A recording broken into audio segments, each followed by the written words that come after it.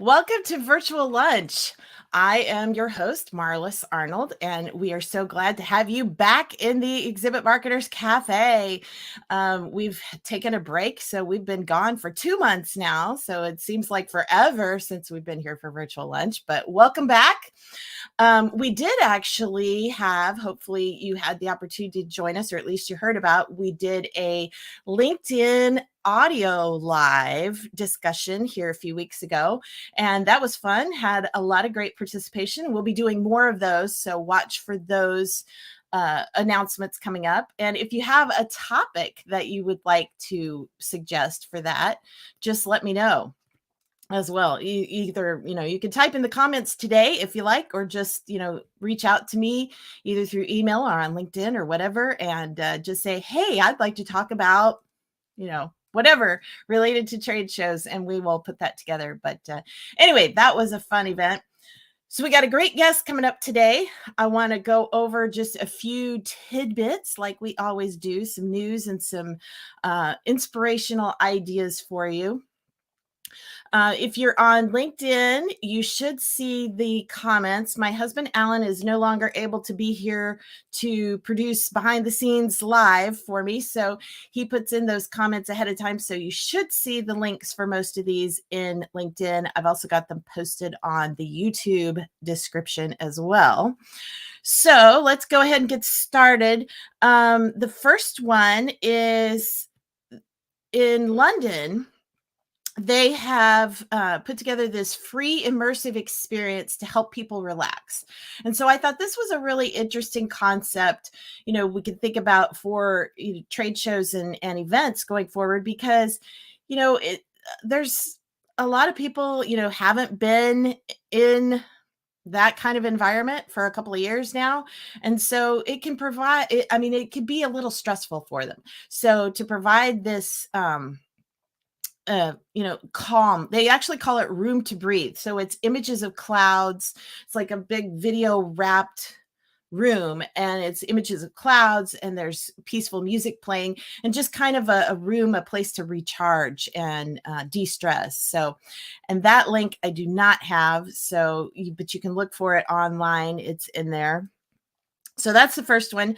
The next one is kind of fun. And again, thinking about, how could you take this concept for a trade show is Hasbro is debuting what they call their Selfie Series. So if you have always thought of yourself as a superhero, or a Power Ranger or a Ghostbuster, you can now have a little mini me basically created. So they're using 3D printing technology, so you can actually, and I don't know that this is actually out yet. I think it's still just like in beta testing, but they actually did it as a part of Comic-Con. And so they had, people requesting their own little mini superheroes. So anyway, so that one's really interesting. Got a couple of links in there for you on that. It's the one is an article about it. The other one is a video that kind of shows you the behind the scenes. So I'm thinking, how can we take this concept and do, and some people already are doing some form of a personalized or customized giveaway in their booth, but taking that whole 3D printing idea, the technology is just amazing what we have available now. All right, so the next one is we've talked in the past sometimes about AI and the different kinds of AI tools, which, by the way, I just recently, and you can contact me if you want details, but I just recently got a new, it's kind of like Photoshop, but it's a different type of photo editing program, and it uses AI to adjust your photos. It is super, super cool. So I've just started to play around with it, but I just did an enhanced photo this weekend. I took an old photo that I'd taken flying into Vegas for a trade show, and the sun was setting and it was glancing off the plane, the arm of the plane, the wing of the plane, the arm of the plane. The wing of the plane. But anyway, so I took and used the AI, and it was just incredible. But anyway, two things about AI that are kind of interesting. First one is a bit controversial. And again, the link is in there. You can take a look at it. But Recently at the Colorado State Fair, an artwork was chosen as the winner that was generated in AI. And by this, I mean, they literally just type in words and the AI creates it. I mean, I'm using a software that just, can improve a photo, but this one was created by just typing in the words. So as you can imagine, it's caused all kinds of controversy and outrage from, I guess I would say, real artists. So anyway, so that's kind of an interesting article to read and just, think about, what do you think? How do you feel?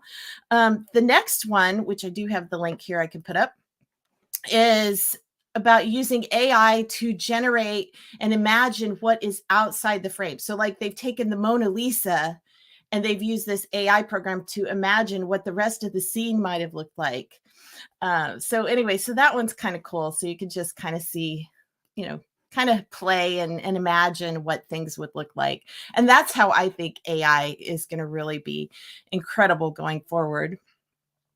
The next one is Marriott has launched a media network. And so this one is interesting because obviously it makes sense. They're able to target, they know who their audience is, their travelers and the types of demographics. And so they're going to have this media network that they can use to connect with people. So just check that out. I can't explain it in just a short amount of time, but the article is really helpful. The next couple of articles here relate to Las Vegas and their water shortage. We all know, if you've been flying to Vegas over the last however many years, you've seen the bathtub rings at Lake Mead that keep getting bigger and bigger and bigger. Well, the first article here is from the Las Vegas Review-Journal, and this one is really fascinating because they talk about how the city has just exploded in population. They had less than 1 million people back in the 80s, and now they're at almost 2.5 million, and they're still growing rapidly. And so there's some really interesting charts in this article that you can look at and see just how much the growth has exploded. And all of us who do trade shows have contributed to part of the problem because, we're all going out there, we're staying in hotels, we're using water. So, so it really is framing it as to, how crucial this problem is. This next one is from CNN, and this is really interesting. They're outlining what they're proposing to do, and some of the solutions are pretty radical. You may have already heard they're, encouraging people to rip out, I mean, not that there's a lot of grass in Vegas anyway, but they're encouraging people to rip out the grass in their yards and do more desert landscapes. And, so there was just a lot of really interesting things in there that they're doing to try to help to conserve and cut back on the water usage so that, so that they can survive, basically. So anyway, I thought that was a really interesting article. And then let's see. Oh, the next one is, again, related to Vegas. This one is really interesting. It is a rideshare concept for conventions where they're doing, it's like a pop-up sponsorship. So like the rides themselves are free for the attendees, but they're sponsored by, one of the big exhibiting companies. So it's kind of a cool concept. They're just getting it started. In fact, I think, I don't remember, but I think maybe the very first show they're going to do is next month. So I thought it was a really intriguing concept, and I'll be anxious to hear how it goes over because I think it's very, very clever. And then this next one is, again, talking about trade shows and convention centers. This is the Javits Center in New York. They have, and you may know, they have a rooftop garden, but now they're taking produce from their garden and they're producing pickled produce, which I could think, when we bring Rebecca on here, we'll have to see if she's got a great little improv, something about pickled produce on the rooftop. But anyway, they're pickling the produce and then they're making that available for sale. So, I just think it's really cool. People in our industry are really stepping up and doing some really phenomenal things when it comes to, sustainability and creative thinking and really just re-engineering how things work. So I think that's just really awesome. So go ahead as we go along, if you want, introduce yourself and, also if you've got questions for Rebecca as we go along, but I want to bring her up and introduce her to you.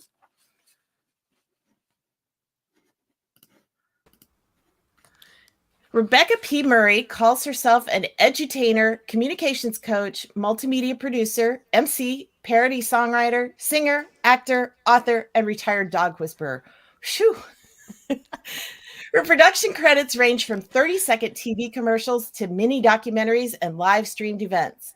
Her popular one-woman show incorporates characters, comedy, song, and of course, a powerful take-home message. She also strongly upholds the Mary Poppins principles of learning, which requires just one thing: to find the fun in what must be done, or make the job a game, as Miss Poppins would have put it. Today, Rebecca's going to help us find the fun in working a trade show booth through the use of some creative improv exercises. So, Rebecca, welcome to Virtual Lunch. Thank you. It is great to be here. We have been talking about getting together for months. Yeah, literally months. Yes. And it was hard to work into your schedule. So. The day has arrived. Yes. So thank you for being here. Well, you are no stranger to trade shows. I mean, you obviously, your bio talks about your theatrical and improv and those kinds of things, but you also have experience in trade shows. So tell us a little bit about how you know about trade shows.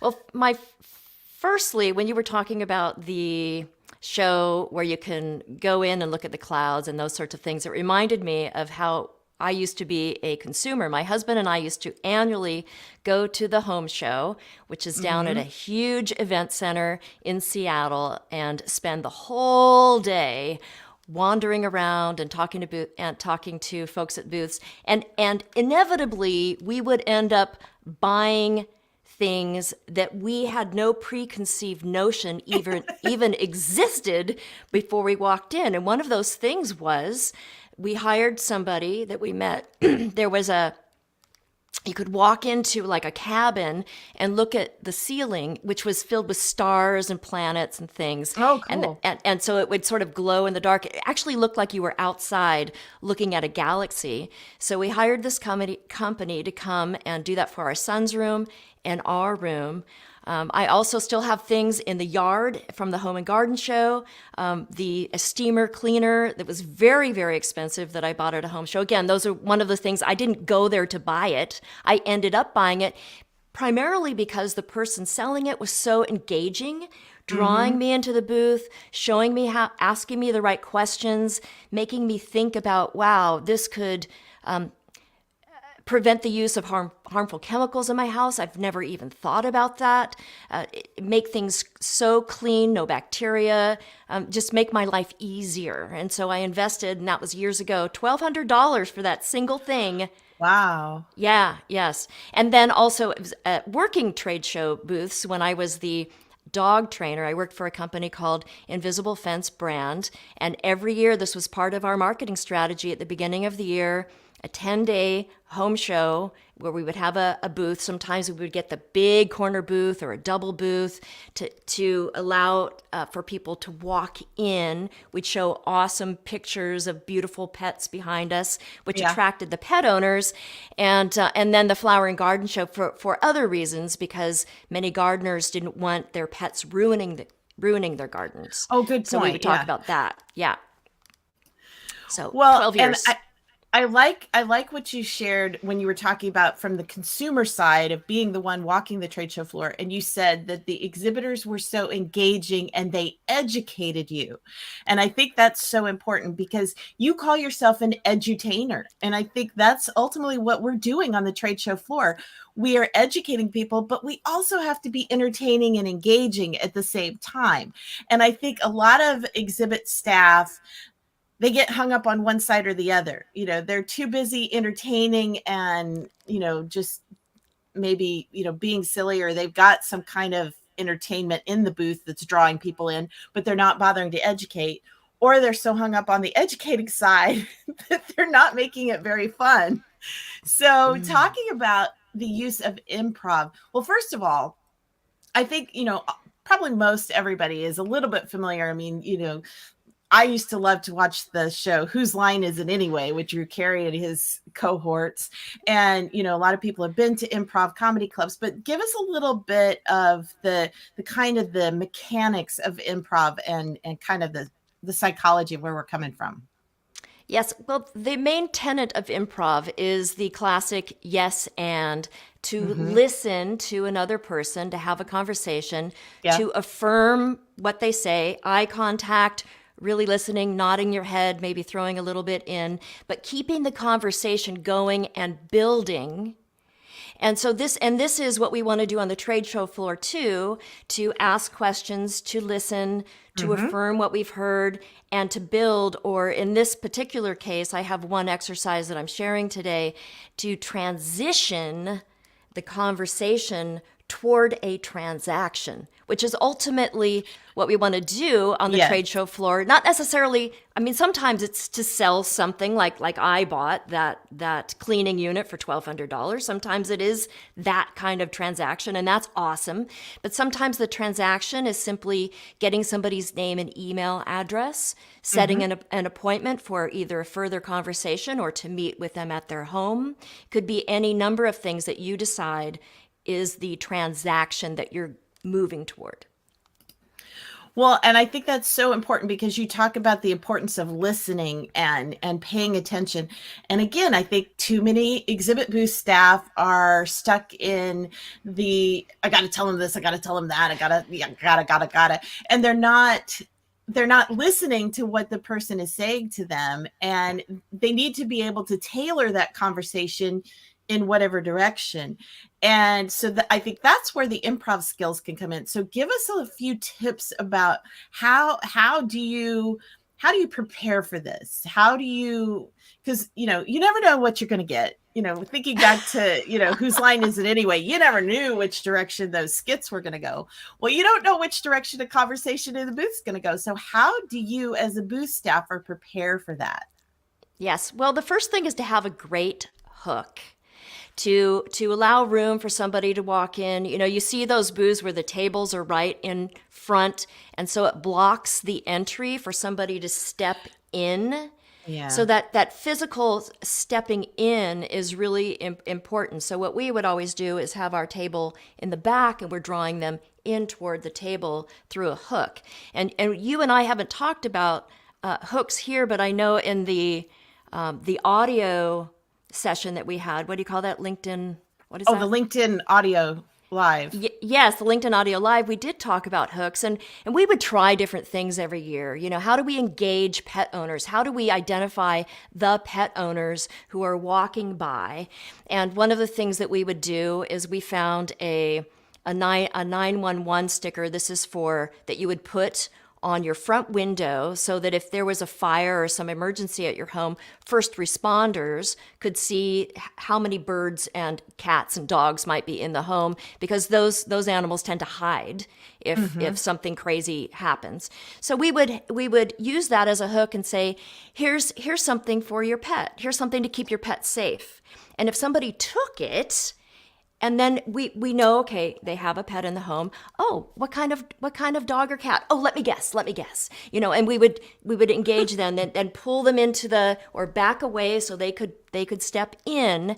And then from there, you're transitioning to then transaction by you asking questions. And I know you talk about the 80-20 rule in terms of conversation. Right. Which I totally 100%, because it is easy, like you said, to blah, blah, blah. Let me tell you about this. Let me tell you about that. And the person's like, okay, I need to go. They're backing away. You're pulling them. And it's this tug of war, that you could feel, versus you keep asking questions. They keep providing answers. And while you're listening, then in the improv exercise where we do this, we might make up a fake company with a fake product. I mean, something totally outrageous. And then we use attendees to be the person walking by and the booth staff.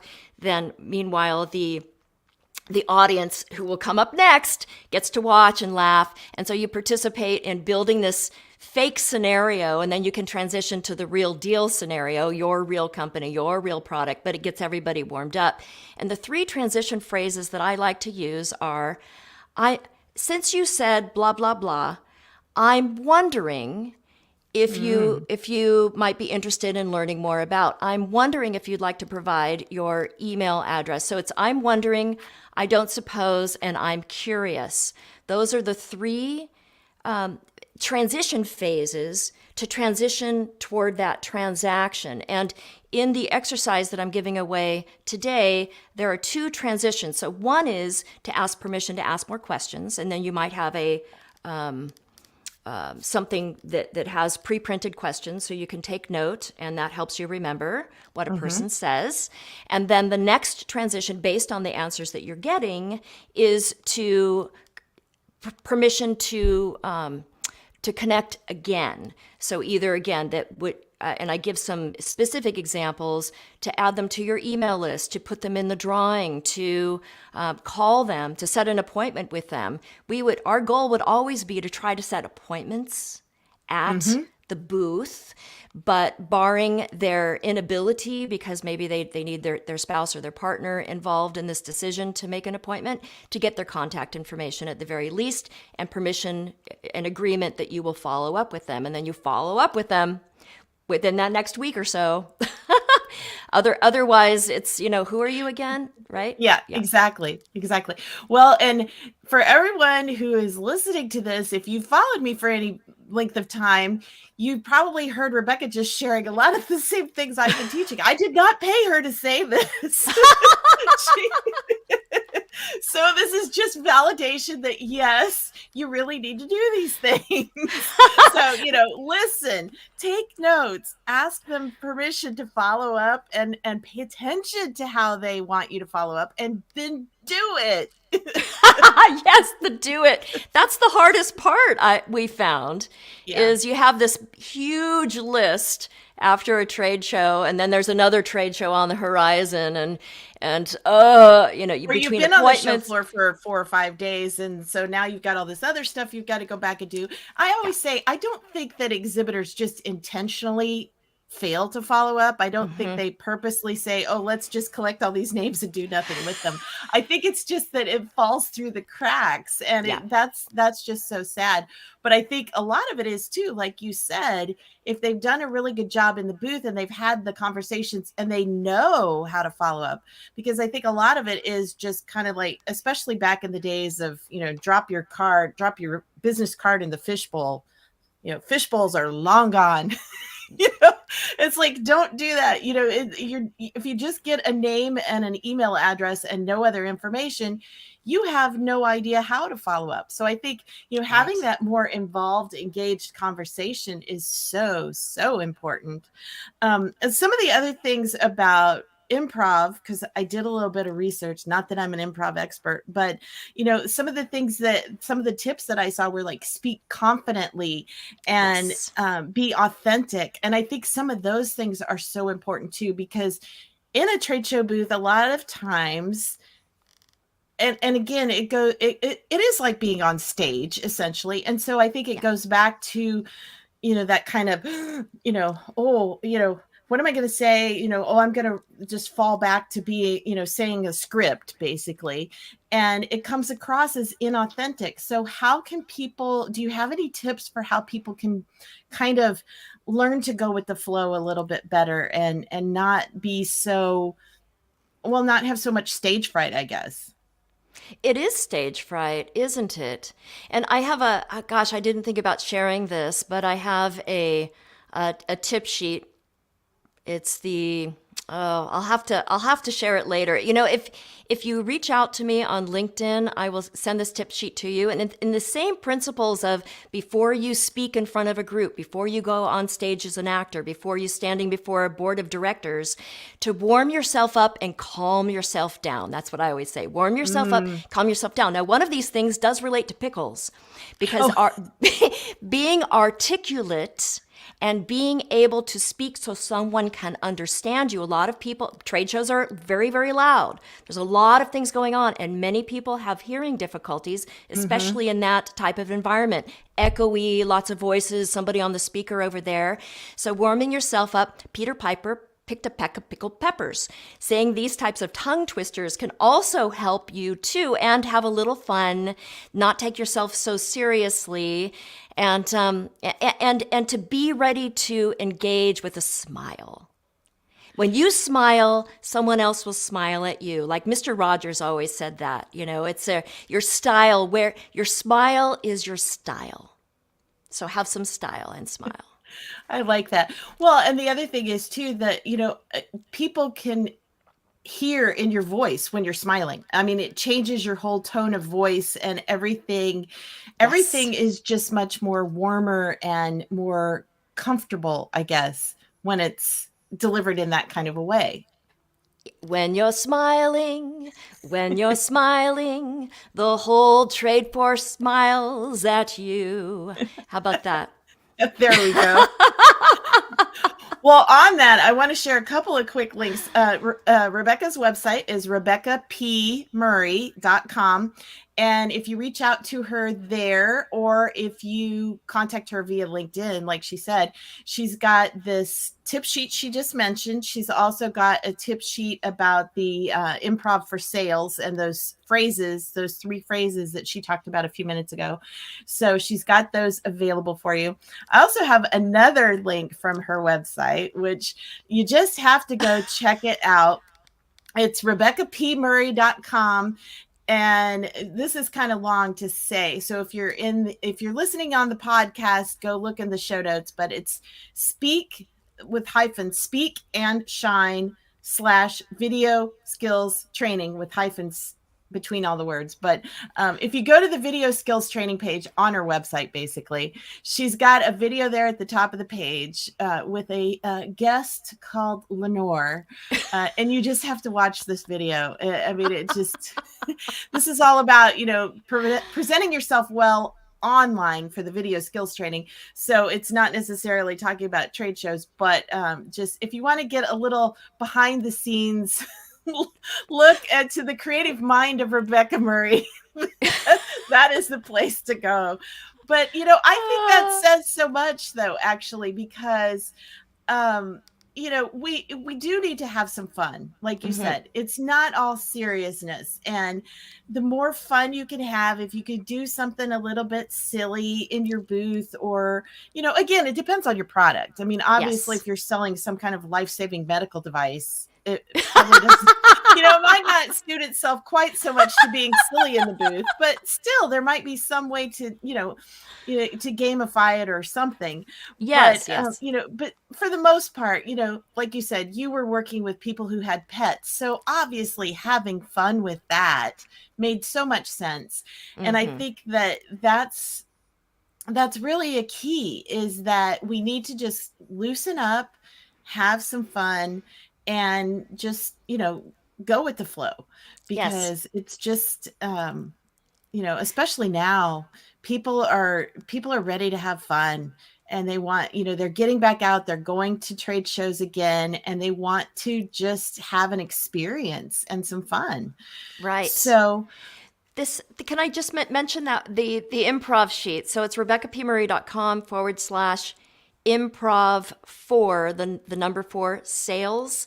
And this is a 2-page PDF that you can take back to your team, and it leads you through. You need a facilitator, but it allows you to take this improv exercise to your team and to get their creative minds going, and to help them find ways and generate ideas to have fun, and to use that transition to the transaction as the goal of this particular improv exercise.